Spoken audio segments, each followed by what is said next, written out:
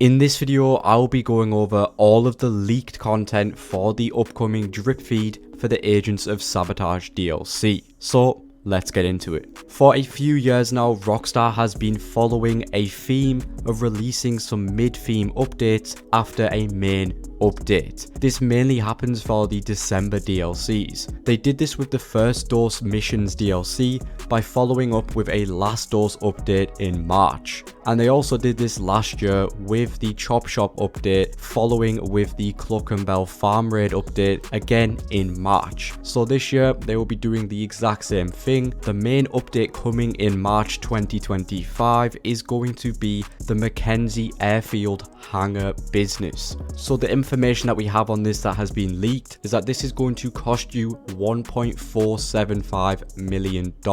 This is where Trevor's hangar was located in story mode, and if you go on Mazebank you can purchase it from there, or you can actually go over to it on the map and purchase it for yourself. There are no upgrades available, just like the garment factory in this update, and it will just cost you nearly $1.5 million. So the features of this airfield business is that you can store 20 additional aircrafts inside of this hangar. To do this, you can go over to the side and access a panel where you can request the aircrafts that you have stored inside of the hangar. Now this is going to be very useful if you already have your main hangar full of storage. So if you want the additional aircraft storage, then this is a must-own property when it drops. But like I said, this is going to be a business. So how does this work? Well, there is going to be a main storyline that revolves around Oscar Guzman's files, and there will be side missions connected to this business. For the interior, there will only be an office area where you can set up the missions, as well as a personal quarters, so nothing crazy with that. But the main missions are the Oscar Guzman files. There is a new storyline that revolves around arms trafficking and aircraft-based missions, so similar to the hangar, but not exactly, because these missions will be structured like mini heists, including a setup phase and a finale. The names of these missions include Up and Running, Setup Mogul, Setup Intel, Setup Iron Mule, Setup Ammunition, and we have the finale, which is the Titan Job. Now these missions come with optional rewards and objectives that can earn you some extra cash, such as completing the Titan job as a leader to get $250,000 on top of the main payout, which we currently don't know. But there is also some unique content coming in these missions, such as shark attacks, because one of the new rewards mentions that if you encounter a shark attack and break free, you can unlock a reward for this. So that gives you an idea of what these missions could include. But like I said, there is also some side missions to this business, which you can use during cooldowns. Some examples of these side missions include destroying rival shipments or delivering ammunitions while completing objective bonuses. The payouts for these missions are $30,000, very similar to the dispatch work or VIP missions, so the pay is not that crazy. But that is the new McKenzie Airfield business explained. Let's get into some other new content coming in the drip feed. We have a brand new collectible called the Yanabu Collectible, and I've definitely butchered that name, but if you collect 36 treasures scattered across the map, you can unlock the Gold Snake Santo outfit. Now, the locations for all of these treasure hunts will be on the screen now, so they should only take around an hour to do, and like I said, there's 36 locations spread across the map. The reward isn't that crazy, but a new collectible for us to waste some time on isn't something to complain about. But now let's get into the main drip feed content, the new vehicles. This update introduces 8 vehicles coming into the drip feed. On Warstock, we have the Taco Truck, which is going to have a base price of $340,000 or a trade price of $260,000. Now this is speculation, but this could be used for a potential taco delivery service, similar to our taxi work or the